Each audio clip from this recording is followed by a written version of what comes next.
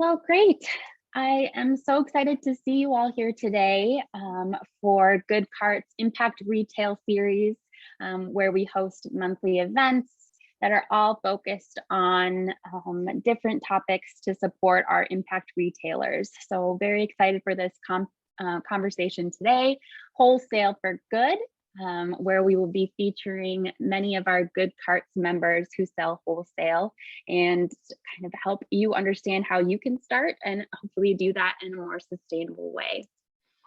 So my name's Bailey. I am the community engagement contractor with GoodCarts, supporting the work of GoodCarts. So excited to be working with them. Joined today by Stephen, Lynn, and Maya from the GoodCarts team as well. The agenda for today is we'll get to hear from our panelists. They will each introduce themselves and their amazing work. And then I will hand it over to our CEO, Stephen, who will do our panel discussion today. And then hopefully we will have some time for some open Q&A. So throughout the event, if you have questions, feel free to put them in the chat and I will capture them so we can ask our amazing panelists at the end of this session. And if for any that we don't get to, we can send a follow-up email answering those questions along with a recording of this event because we are recording today. All right, so excited for you to meet our panelists today. We have Nicolette Dewberry with Darza, Jeanette Habashi with Zeki Learning, Kelly Shields with HHPLIFT, Karla Schultz with Soak It Up Cloths, and Tamara Ryan with the Women's Bean Project. So just realized all women, amazing. So an extra kind of perk during March, Women's History Month. But we'll start off with our presentations today with Nicolette Dewberry of Darza. I'll stop sharing and hand it over to you, Nicolette. Okay, hi everyone, I'm Nicolette. I'm representing Darza today. And so I will go ahead and share my screen. Okay, and let me see if I can reduce some of this clutter. Okay, here we go. So Darza is a part of a nonprofit organization called Child's Cup Full.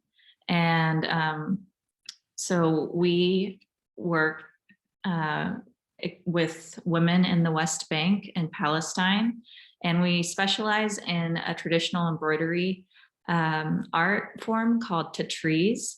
This is just a really beautiful craft that's been passed down through generations of women in Palestine and is, you know, a way to weave together the past and the present. And we hope to be, you know, a part of bringing it into the future as well. So we, like I said, are a nonprofit. And so our mission is to economically empower women in Palestine who might have difficulty finding work or being able to provide for their families. So we offer fair wages. We have an artisan center. Additionally, due to the nature of tatrees, the women have the option to do their embroidery from their own homes, which allows them to care for their family members. And we are also committed to providing ongoing training so that the women can continue improving their skills. So we have quite an array of product categories, all featuring the tatrees embroidery that we specialize in. So we offer shoes, bags, home decor, and accessories. And each of these pieces is really unique in the materials. And so it's great because we touch on so many parts of your day and just introducing, you know, pop tatrees into your home and wardrobe. And it's a great way to, you know, start conversations about ethical fashion and traditional crafts. So all of our materials are sourced locally from the Palestinian economy, which offers a lot of support to the larger community outside of our women artisans. And we primarily now, the majority of our Sales at the moment are direct to consumer, but historically they've been wholesale. And what's great about wholesale and what we're always so eager to grow our wholesale category is because it offers a lot of stability to the company. And we have, we've been producing wholesale orders for years now, ranging from small batch, you know, very unique pieces to orders that are in thousands. So we have worked with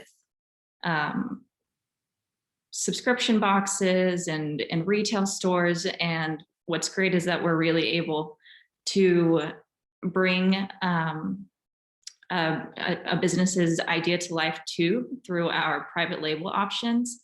So our artisans are skilled in sampling, product development. We have a design team.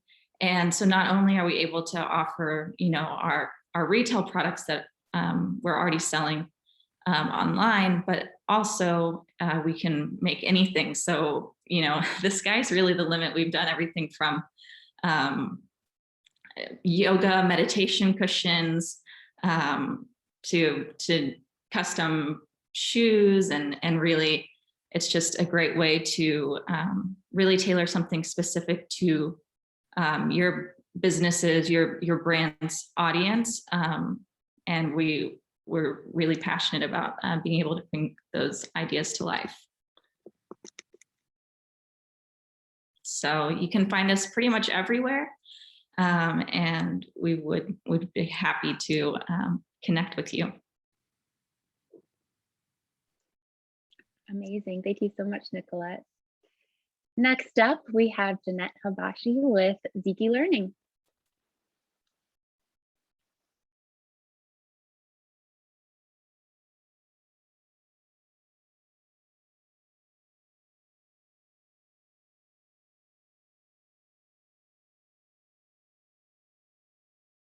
Jeanette, we need to get you to unmute.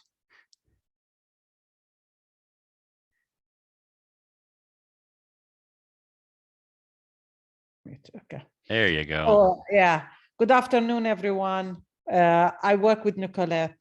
We, because our mission is to empower women in Palestine, and we are a small company. We wanted to diversify our product, but in order to diversify it, we had to create 2 different projects. So we have another brand which is under the same umbrella of the nonprofit Charles Kaful. It's Zeki Learning. So it's the way you do it. If you say Zeki, means sweet learning. If you say Zeki, it means smart learning. So we play on the word on how we branded our second project, which is handmade toys in Palestine. So we do educational toys and material, and I'm like, all right, here. And all of our product are fabric, tactile product. And fabric, we collected, upcycle, we collected from factories. It's surplus. We'd like to use them and make new products, new ideas. And all of these products, when we develop a product, it's usually in consultation with teachers and people in the field to identify what best that can be used in the classroom, in the family, with the family and parents, so they could maximize the toy and the learning opportunity that comes from it. All of our toys, we try to do Spanish, English, and Arabic toys, so we can touch different communities that can use our toys. All of the toys are done by mothers and refugee women in Palestine. Let's see if this. So these are our product. Our product is like we do storytelling. We have different themes for storytellings. It's a way to express the child, to express his thought and you know, develop their communication. We do puzzle balls, and these are, most of the toys is based on Montessori curriculum. And we do Arabic. The Arabic is the most complicated toys when you do, but we're open. Somebody asked us to do Chinese at one point, and we were willing to do Chinese if there's somebody who could correct us with the character. So we customize also toys. Most of our product are sold in museums in New York and in Las Vegas. And we have different drop ships that we work with. And we actually got, last week we got a lead. Somebody approached us and they want to sell our product, and mainly they are in the west side, or Portland, Seattle, and this area. So everybody gets excited because our product is upcycled. That's one of the conditions of the company that we finished with them last week. They want our product to be upcycled and surplus. They don't want us to buy new fabric, which this is what we do. And we try to buy, and everything is locally sourced. So we want to serve the whole community in Palestine. What else? And we actually customize. These are teddy bears we did for Threadies. And it's a company that buy one bear, one product, and they donate it to refugee in Syria and in Iraq. And now I think they're donating it outside the Middle East. But this is a company started by a student in Notre Dame in Indiana, and they're doing fine. And we do their products. So we're excited. It was a complicated teddy bear initially, but now the women are mastering the art.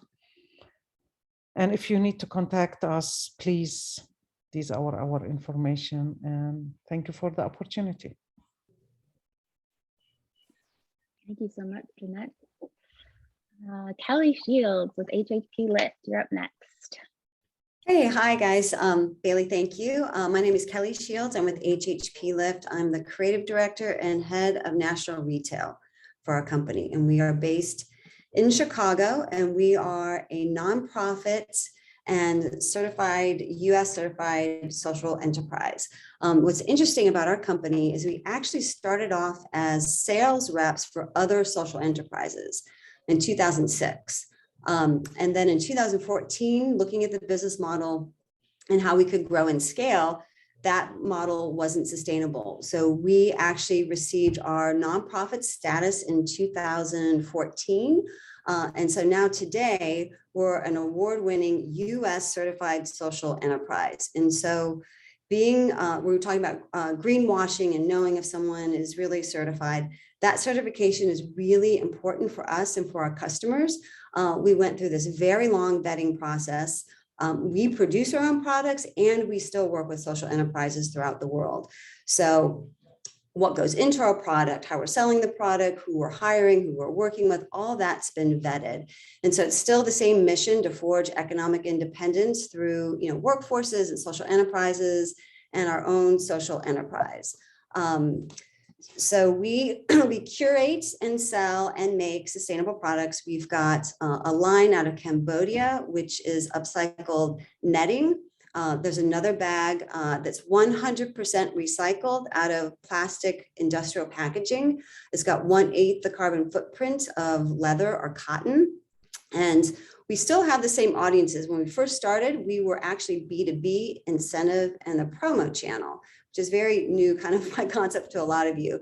And then we moved into consumer since 2015 and wholesale retail. And in doing that, moving into wholesale retail, we've increased our business by 50%. So our products come from Cambodia, our products come from India, all organically sustainable sourced. We have our own social enterprise. Globally, we still work with everyone. One of the things that we offer to our global artisans and social enterprises is not just that wholesale retail channel, but we've got that B2B incentive and promo. When I say promo, if Nike is running a campaign and they want bags with their logo on it, we can customize that kind of channel. So there's a lot of opportunities for artisans outside of just that typical consumer. And I can get into Q&A because a lot of times when we meet a vendor, they've only scaled for consumer, right? And so the way that they price structure, it's really hard to find vendors that have that price structure and can go to companies nationally for promo because you have to be vetted for that. We also have our own social enterprise here in Chicago. And again, that's part of that vetting process when we got that certification, is that we are our own social enterprise and we hire people in Chicago from disinvested communities, overlooked communities. They help to produce our bath and spa line with this beautiful candle line. They help assemble some of our products, HHPLIFT, and they cross-train. And so we really have a great workforce development so that these people can go on and build other careers elsewhere or within our community at HHPLIFT. So let's take a look at our video because pictures speak more than words in terms of the visual. So here's a little video of our product.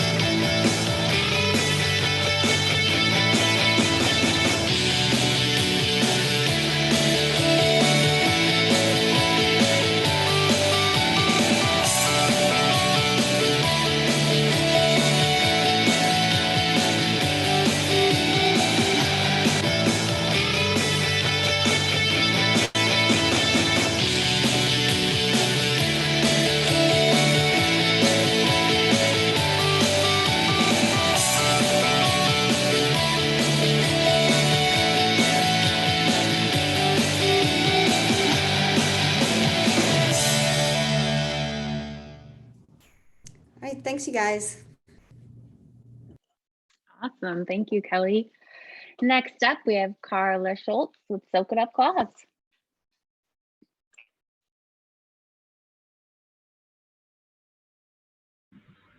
Hi, I'm Karla Schultz from Soak It Up. I'm going to share.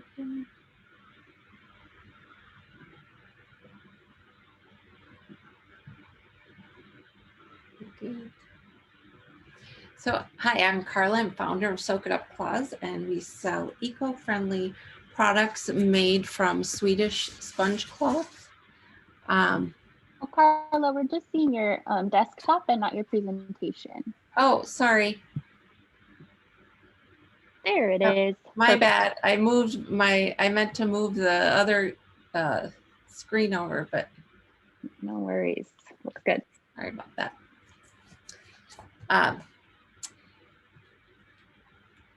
So I sell Swedish sponge cloth products that are eco-friendly and sustainable.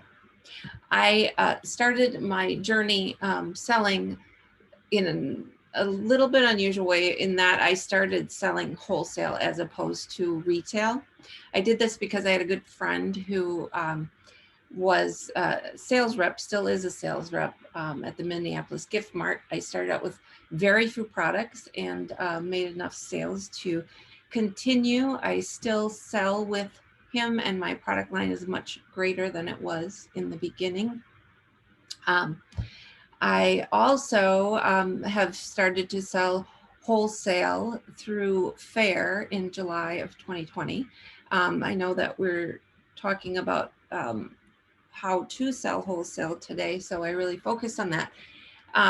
FAIR is an alternative to having a sales rep that has been really very convenient. Their percentages are scaled depending on when you start, and then if you find insiders to purchase the items, then you pay no sales rep percentage. I found them very helpful and easy to use, as I don't need to do any of the paperwork and also the collections and everything that goes with it. So this really is an incredible way for small retailers to reach a very broad audience, including internationally. Not to say that it isn't nice to have local reps. I have also asked FAIR to not sell in the Midwest so that my local reps can still continue to do that. And they were receptive to that. I also sell on Abound, which is a similar site, but it's set up, they call it for indie sellers. So it's really great for someone that's a little bit smaller and perhaps doesn't have the large quantities that are required when you do go wholesale. So if somebody's just starting out, they might want to check out Abound. Again, they have very similar setup to what FAIR is. They haven't been around quite as long, and I think they are also accepting a little bit smaller retail outlets as opposed to perhaps what FAIR might be taking on. They have been also a great way just to sell again around the US. I don't believe that they are national. So the 4 places that I sell wholesale right now are FAIR, and that's global, Abound, and that's a good place to start, I think, for small vendors. And then Create is similar to FAIR, and they're based in the UK. I haven't done a lot with them. The shipping is a bit of something that I don't want to deal with just because it's a little more difficult, but am working on it. Also, if you Google how to sell wholesale on Shopify, through Shopify, there's something called Handshake, and that is very similar to all of those as well.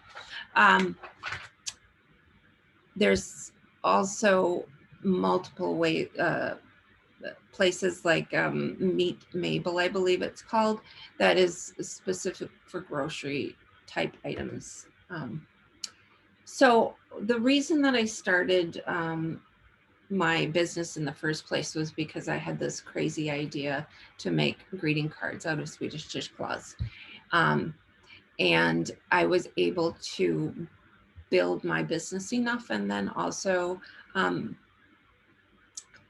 take the time to get my cards patented while I learned all kinds of interesting things about the product, or the raw product that I am using, and found ways to have it imported. It's not made in the US. And that is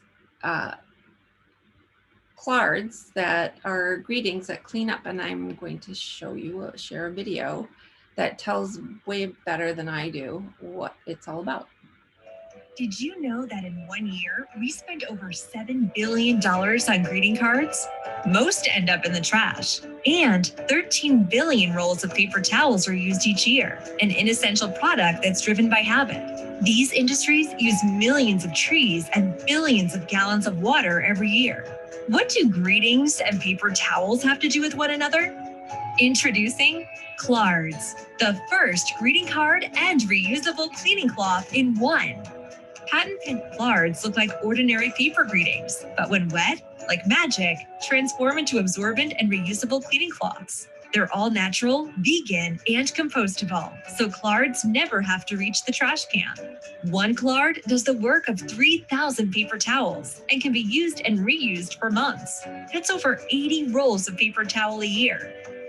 If each household in the US used one card, we would save over 50 million trees and over 25 billion gallons of water in just 1 year. Because cards feel good to give, are fun to get, and are smart for our planet. Clards, greetings that clean up, literally.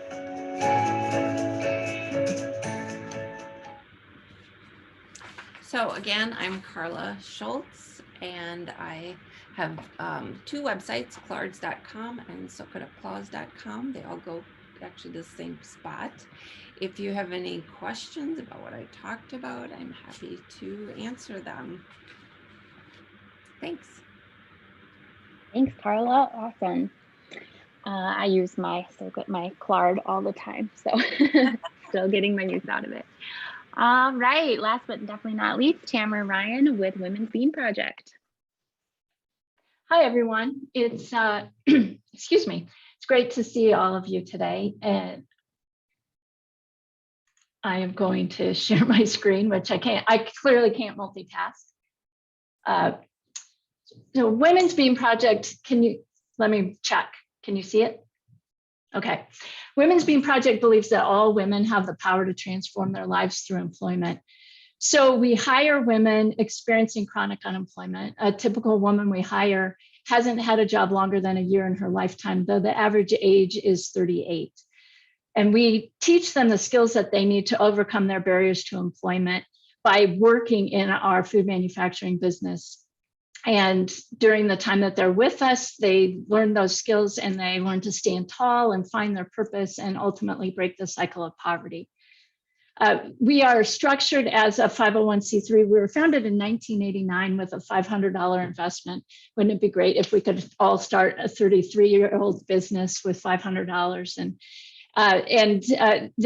Our founder really saw that women who were using daytime homeless shelter, while the shelter kept them safe, it wasn't doing anything to help them break out of the cycle. And so she thought if she could teach the women the skills that they needed, not just to get a job, but to keep it, that would ultimately be the cure for poverty.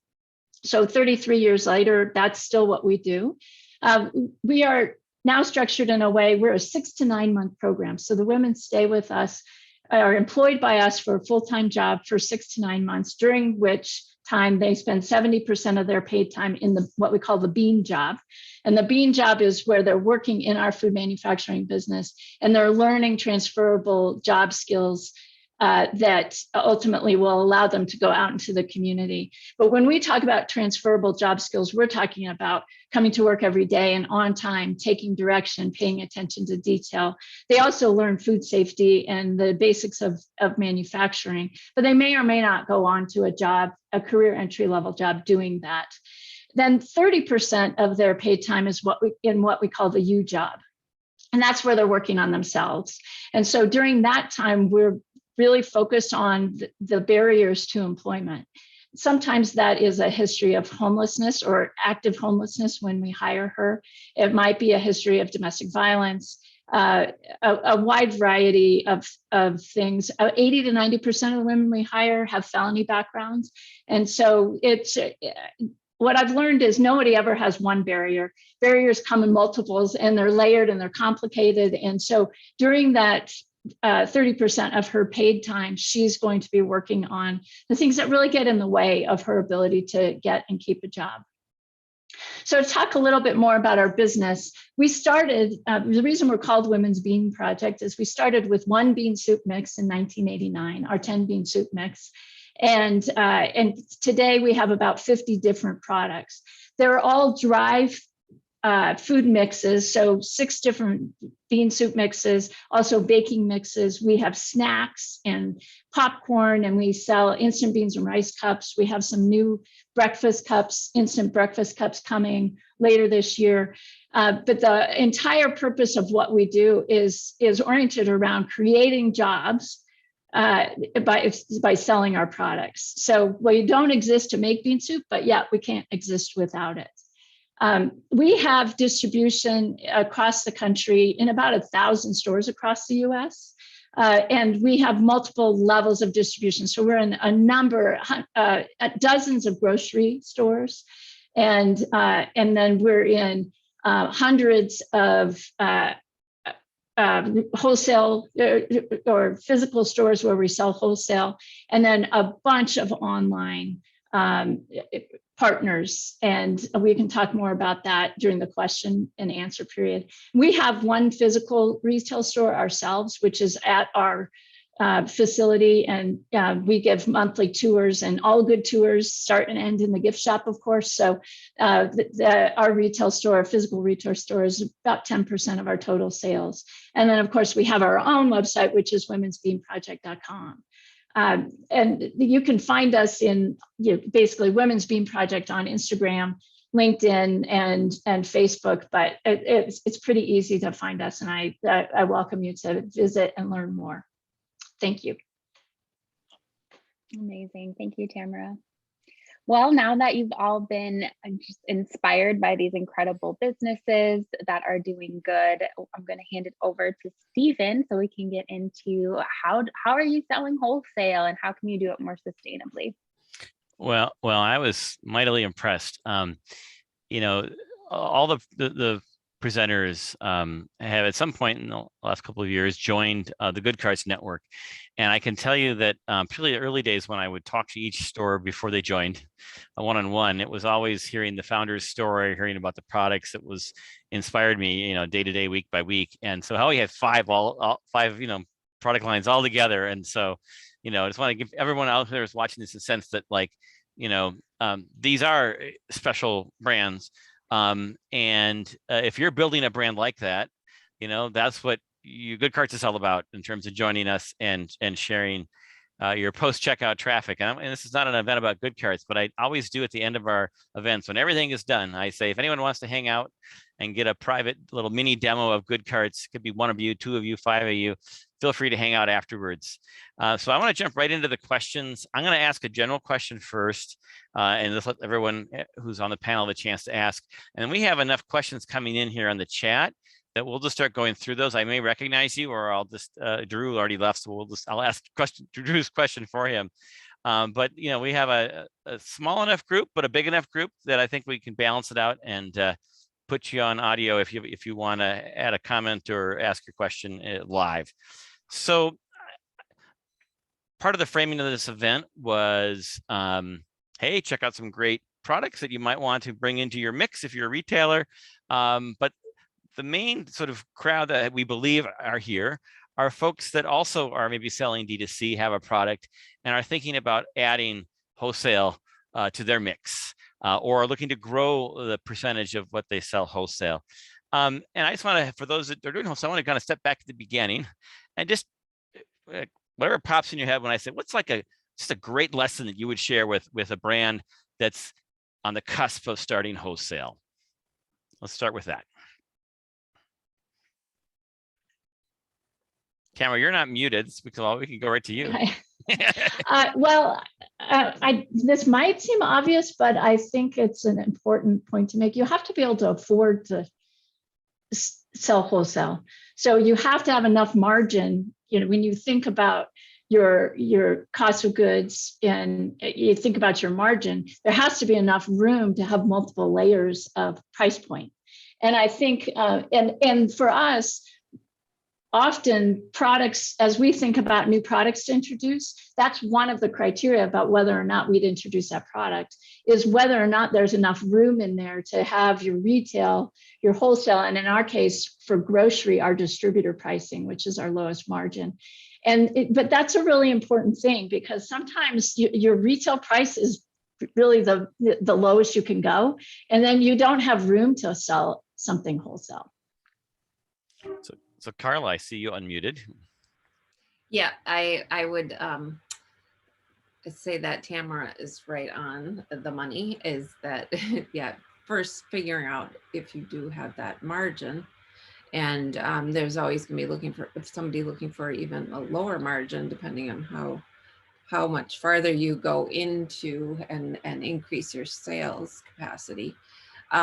But as I mentioned, I think there are some really great opportunities to get your feet wet without perhaps going as deep, and that Abound is probably one of the best places to start, as they call themselves indie sellers, and I take that as they are working with smaller groups. I do know there are some people that have had a hard time getting into fair that are too small for them. So they do have some kind of criteria to start selling on that platform. So Karla, I want to interrupt for a second. Alicia Chan had a question about what's the best minimum for a wholesale order on a bound or a fair. So what is the minimum on a bound? You set your own minimums. So I personally always keep it between $100 and $200, depending on what other similar products are doing. And again, I've been extremely fortunate to have a good friend who is a sales rep. So I am able to get that information very easily and quickly. But I would say, you know, depending on what the cost of your product is, mine is very low. So $100 is a good opening order for most people on any platform, as long as your product isn't $100 wholesale, one product. Sure. Kelly, what would you like to bring into the conversation? I think all that I completely agree, but I think especially now, to your point, Bailey, at the beginning, if you're not getting into retail and thinking about sustainability, you have to have a value proposition. Like, why do these customers deserve your business? And I think it has to be really clear. And as you grow, sometimes you miss that. So, you know, we have a tagline, buy what you believe in. We try to support that with POP sales, or with marketing. So I think you always, in anything you do on social media, always have your value proposition, because there's going to be a lot of competition in all that we're doing. We were first people starting to do this for a long time. I mean, Bean Project, but there's lots of other people coming into the marketplace. So I think that's just really crystal clear. Keep that in mind. So Jeanette, did you guys start Wholesale? Were you originally more D2C? And then I think our Wholesale, sorry, first of all, I want to agree with Kelly, because the first thing we introduce is we are a project of women empowerment in Palestine for refugee and low income. That's, you know, that's the product is a secondary. Our mission is the first thing we work on. We started actually direct to consumer before we started Wholesale. So yeah, so that's good. So I'm really curious about that part in terms of like that lesson of, you know, you were D2C and then now you decided to expand. What's the key piece of advice on that transition? I agree on the margin. We struggle with that. The trees takes 8 to 12 hours to finish. So people want to, you have to explain why it's expensive. Sometimes we don't offer what we sell direct to consumer to wholesale, because people don't want to spend that much money and they cannot understand how this piece would take 8 hours to finish, you know, and it's a small piece. So you have to educate them. So we're trying to find some product that fit the margin, that we can make a little bit of margin on it, or customize, like we cannot offer that high quality of this. We can make it smaller, that are trees that would take less time, that will meet your budget. We try to negotiate all the time. That's, I think, is what we need. Mm-hmm. So Nicolette, what might you add from your perspective with your dual companies there, dual brands? Well, I think, you know, we have to be strategic with the two brands and think about what opportunities to pursue for each one. But so for Darza, direct to consumer makes a lot of sense. And for Zeki, the wholesale is really amazing. And actually, in the beginning, a lot of our business came from schools, so from classrooms that would order for their students. And those were really great wholesale orders. But of course, yeah, a Zeki Learning product doesn't take near the time as the embroidery and then handcrafting a shoe. And So we always have to reevaluate, but now we're really working on figuring out our costing and our margins so that, it doesn't just feel good to get a big order, but it really is good for the company in terms of the revenue. So go ahead, Stephen. I would go. like to add that when you think about, presuming you can find a way to preserve your margin, but some of the reason to go from business to consumer to wholesale relationships is this idea of when they're selling to consumers, it's a one-to-one, right? Like you have to get every transaction and bring it in yourself. And so when you're thinking about how and with whom you might build a wholesale relationship, it really is evaluating that relationship both individually and then collectively, how it helps you accomplish your goals. So is that wholesaler able to reach that you couldn't otherwise get, because you're going to be giving them a cut. So, if it's business you could get anyway, then that's not your best use of resources, but it's the opportunity to go from that one-to-one relationship to a one-to-many, which is, always going to be more efficient. And I think presuming you can preserve the margin, that's, you've got to start evaluating whether or not you go into wholesale in order to become more efficient, so that every single sale, you're not responsible for the marketing and the sales and getting the customer there and all of those things. You kind of, you could just be responsible for making the product and fulfilling it. Which, Tamara, I understand you got on the shelf of a pretty significant grocery store chain. Could you tell us, like, how'd you break through at your first major grocery store? Well, the first major, so now we're in Kroger stores, Safeway, and Whole Foods. But the first one was Kroger. And it happened at a time when in 1992. So we probably, as a company, had no business. We were 3 years old. We probably had no business doing it. But it was also at a time when I think in a lot of ways, the marketplace was less competitive. In many ways. Now you imagine, I always think about, imagine going to the grocery store today and standing in front of the chocolate aisle and you're trying to decide which mission you want to support. Do I want tree frogs or cacao growers? It's very, very crowded now. But at that time, we have never paid for placement in grocery. And as a result, we don't get great placement. So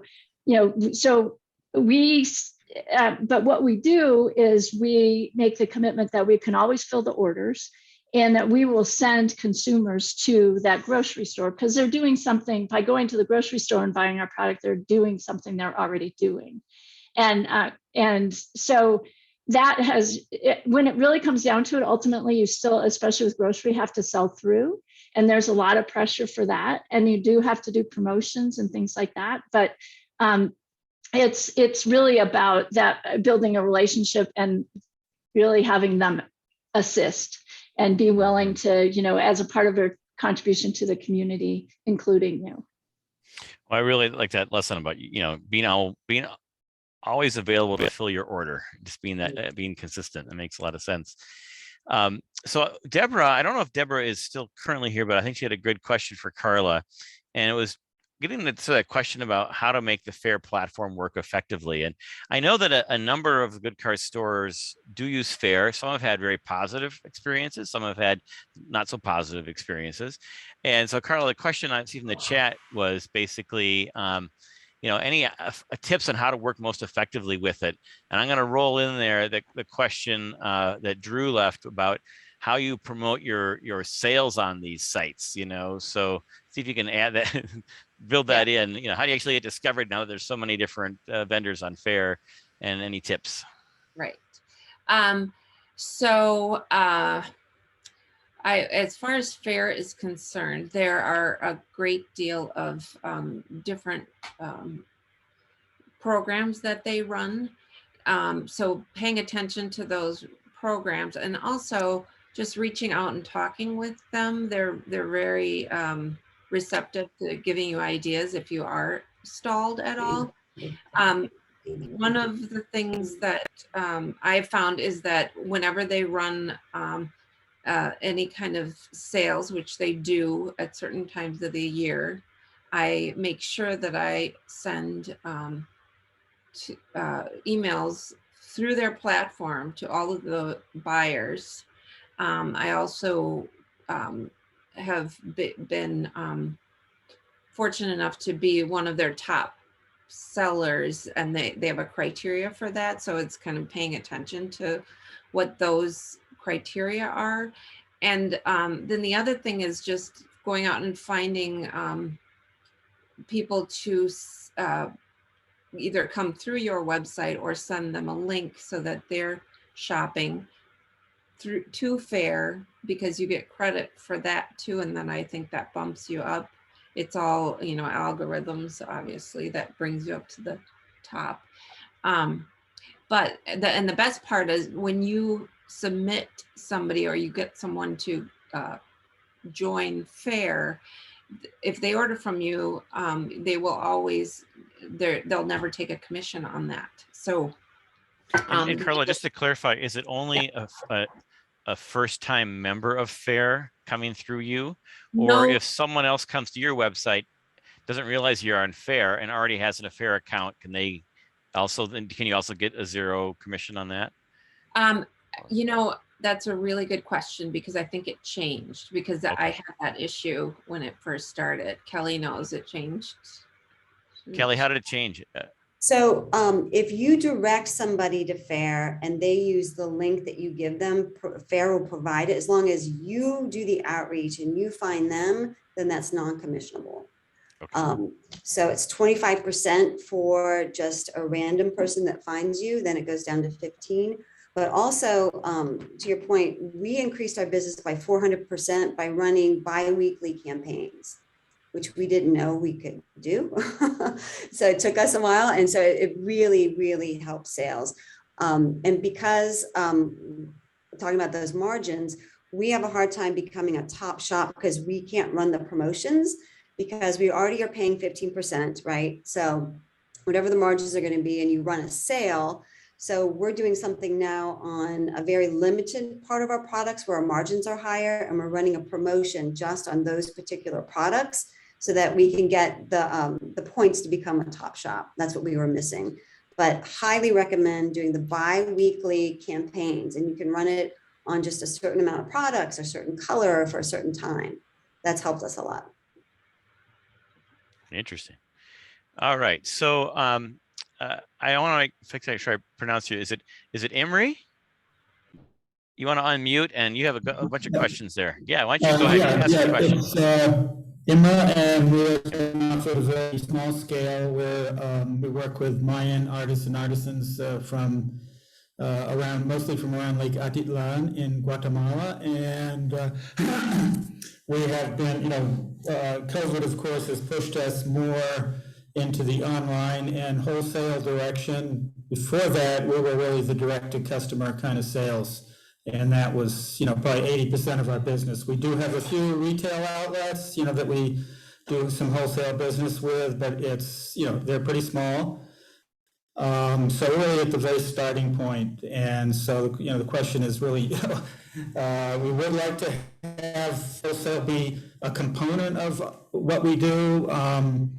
What's really important to us is the connection we make between the consumer, the buyer, and the artists and artisans we work with. It's important for us, kind of just it's really key to our mission of our project is to be able to make that kind of connection. But we would like to have some mix of wholesale. So I don't know, sort of how do you start? How do you find good wholesalers? How do you evaluate them? There's been a lot of talk about the margins and the pricing. And, one of the questions is, we are doing online sales. Of course, our pricing there can be lower than it would be on wholesale, but I'm assuming wholesalers don't want to see someone underselling them, at least considerably. So what is your sort of advice about the pricing and that and finding, you know, good wholesale sellers you can work with. You've mentioned several, and that's been really useful. I've heard about FAIR, but I haven't heard about Abound, and that sounds like it's something we can definitely look into. So feel free to who wants to answer parts of that. You can grab one part of it, and then the next person can grab the other part. Feel free. Who wants to jump in first? Kelly?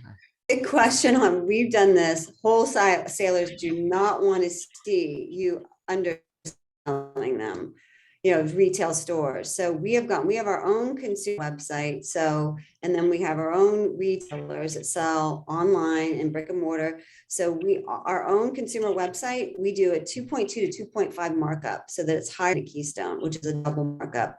So if you're currently selling on a consumer site and you're serious about wholesale, then you need to bump up your consumer prices.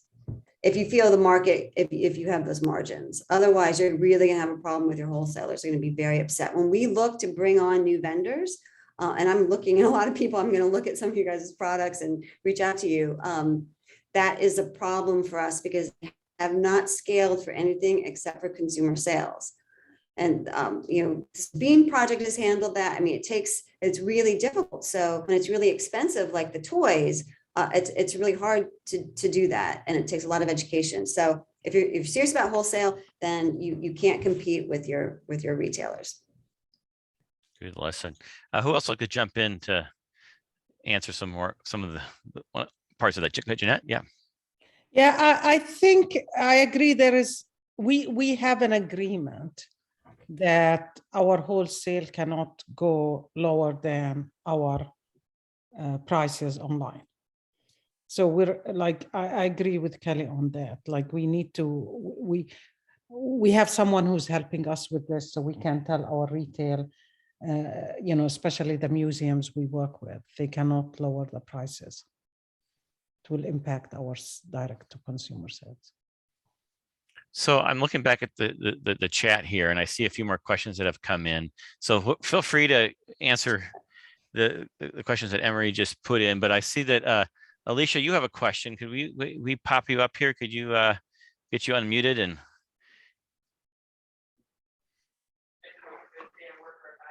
Hi. Sorry, let me go into. We hear you just fine. Yeah. Okay. So yeah, I guess my question is, you know, I have products, and I think one of the biggest challenges for retailers to go into wholesale or B2C to B2B is inventory. Like how much inventory do you have to hold in order to even make wholesale a smoother process? And then from that, I guess, what is the standard turnaround time that clients are okay with? Because I work with artisans in Haiti. All right, who would like to take a stab at that? Yeah. Well, I think it's, I always hate when people answer the question, it depends, but it depends. And so a lot of it is as you're developing the relationship with a prospective wholesaler, it is being transparent with what the turnaround time is. I think the inventory question is it depends, because it depends on whether or not. So in a lot of instances, we are shipping to a physical retail store. So they're placing an order and ultimately they're responsible for moving that off of their shelves. And we're just providing a wholesale price, and they're marking it up to, back to the question about pricing, we have what we refer to as manufacturer's suggested retail price. And so someone can price it for less or more or whatever, but MSRP is our suggested price for something. And that is what our price is if you buy directly as a consumer. But it depends on the kind of wholesaler. So if you're doing fulfillment for them, then what you have to understand is what the volume they anticipate is going to be. And that's probably going to happen over time, where you're going to understand that. If you're shipping to them or an order, then, you know, over time, you're going to adjust they want, we have as few as a case quantity, which is 10 units of bean soup, for instance, and as much as we have wholesalers where we might ship a whole pallet. And so over time, we get to know our wholesalers and and we build the relationship and we have the communication so we can begin to anticipate what we need. And some of it, the answer to the question will be, it's going to take some experience. But you're going to have to manage their expectations about how long, especially if you're talking about something coming from another country, you're going to have to manage their expectations about how long it would take for you to be able to fill orders. So you'll have to have those answers as you're communicating and building a relationship with them. So looking at the, oh, go ahead, Jeanette. Go ahead. So we work with different companies, and what they give us every month a report how much they sold from the wholesale order. So they're telling us in a way, we're coming short, be ready. So we start looking at the report and start working on like anticipated orders because they provide us these monthly reports. So Tamara, there's a follow-up question from Zufi about how you organize payments. The question was, do you get paid a percentage up front? So Zufi, I think you're coming in for London today. So let's have a little transatlantic lesson here. Things might be different across overseas, but. So it depends on the size of the order. So if it's a huge order that that is being placed and it requires, for instance, purchase of materials and significant time to produce, and it's not something we have in inventory already, we're going to require a deposit, and that deposit may be up to 50% of the sale. And then we do have situations where some of our wholesalers have terms, and it's 30 days net. And we have other situations where they're paying on a credit card, and that's good for us because they, we collect the dollars right away. So it depends on the level and both volume as well as the nature of our relationship with them. The one advantage I think to being mission-based is we don't get stiffed very often at all. And so our receivables, we don't have a challenge with receivables. It is, so this is a good business to be in that respect, because and especially when you're doing a good job of selling the mission from the beginning, and that what this is really about is the people who are being served and benefiting from the work. It's hard for people to not pay you then. And so our bad debt, ends up being far less than 1% of sales. So to finish up, we're at the top of the hour here. I just wanted to mention one thing from the chat. We had a link in there from Chrissy with Mindful Commerce. And they were all about community as well. So we've been building out the GoodCarts community. We've been having these virtual events, but Mindful Commerce has a web-based kind of platform for folks, both on the e-commerce side, like people who are creating tree planting apps and carbon offsetting apps, but also invite in retailers as well that are passionate about purpose. And just want to encourage folks to check out Mindful Commerce. They also sent us an email out to all of their members to invite them here. So if you came via Chrissy and Mindful Commerce, we're glad that you made it today. So my final question, just started to finish off here, is maybe let's get the perspective of someone who's looking to choose who to buy sustainable products from, who to buy ethical products from. They're, whether they found you directly on your website or they found you on Fair or found you somewhere else. There's a lot of greenwashing out there. There's a lot of, words that look good, but where's the story behind it? And so, if you're going to give, that person who's starting up that new eco retailer or impact retailer, who is not doing their own wholesale, what last tip might you share with them about how to pick the right wholesale providers, product providers for their business? So we haven't heard from Nicolette in a while, so I'm going to put you on the spot if you're here, and then we'll have Karla and then Jeanette and Kelly and Tamara finish us off. Does that sound good?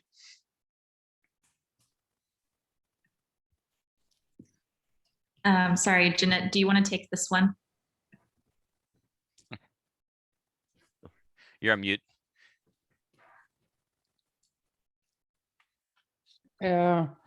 So the question is, what advice in terms? I think I would. How would someone judge you or judge other companies like you to decide, you know what, they're a good provider of products for my ethical retail brick and mortar shop or whatever it might be? Yeah. I always will try to first, if they have a social mission, you know, most of the people here have a social mission. And I think it's important to see how much is that social mission is still part of the company, even if they're growing big and fast. I think that's, for me, this is important as, you know, founder of this project. And I think the second is it like, are people buying it for charity or are they using it? They're like not, we don't want to promote consumption as much as like trying to take care of each other as a community. So that would be my second proposition. And the third one is, are the employee, the artisans are paid fairly? Like that's, we are fair trade and we make sure that the women are paid fair, you know, fairly and living wages, and we give them, you know, holidays and bonuses, all of these good stuff, because I think I want to have this if I was in their position. So I would look at it in terms of economy and in terms of the mission. And just share your link again. So it's Zeki Learning. Zeki, yeah, whatever. Zeki, yeah, Zeki. Both works. It's on purpose. Yeah. Zeki Learning. All right, and then Darza as well, and Darza.org. All right, so Karla, why don't you have your final words on that last question? Well, it's a tricky one. I mean, I feel like as a consumer, I'm going through this constantly. And even just recently, the whole tree planting thing is really frustrating, I think, to consumers, because we have no idea where those trees are being planted, if they're being planted. And especially when they're charging you for trees. I'm not talking about the ones that claim to be putting trees out there. But anyway, I won't go down that road.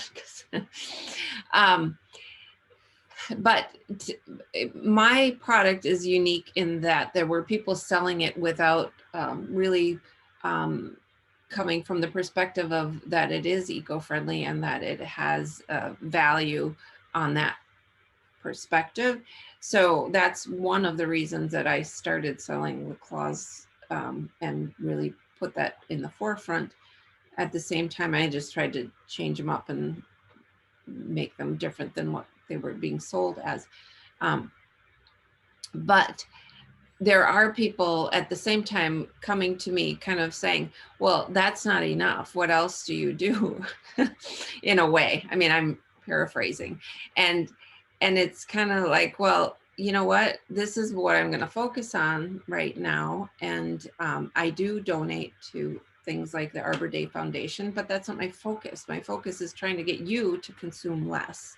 So my mission is a little bit different than some of what the other panelists are talking about. I don't know if I answered that question, and I could. Well, that's good. You're sort of like, you know, you're saying, well, ask questions, but also be open to hearing a response, right? You know, and understanding that different product providers are going to have slightly different approaches, right? Or maybe dramatically different approaches, you know, but look for their, you know, what they call, look for their zero, like what's their, like how well are they focused on their impact in the way that they're going to make it happen. So I love it. So Kelly, final words.